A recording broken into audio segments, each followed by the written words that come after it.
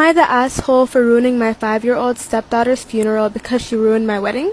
So for a little backstory, I, 30 female, finally married the love of my life for 35 male. From the moment that I saw him with his wife, I was like, no, like I need to have this man. So he has this little bitch of a daughter. He had one. And she was like 5 years old or whatever. So imagine, I got married to him and it was our wedding and it was all cute and stuff. Like I was the star of the show as usual. I looked so fucking bad.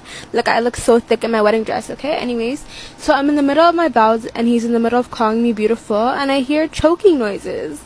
And I was like, rude. Choke somewhere else. You can choke outside. What the hell? Like, don't be rude. And I look over and this little bitch is just choking. And everybody's paying attention to her. And I'm like, hey, I'm literally the fucking bride. Excuse me?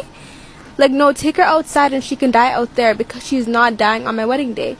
And this little bitch, she died on my wedding day. Like, are you fucking rude? Like, I'm glad you did die, but, like, die another day. Maybe you could have died the day after or something when I was in Peru.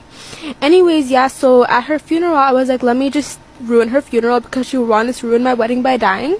And as I walked up to the casket, I just smacked her one good time, and everybody was like, oh my gosh, why would you do that? And I was like, why the fuck wouldn't I? And then as she was supposed to get buried, I dragged her body out of the casket and hid it in the washroom, and I went into the casket and I got buried instead of her. Like,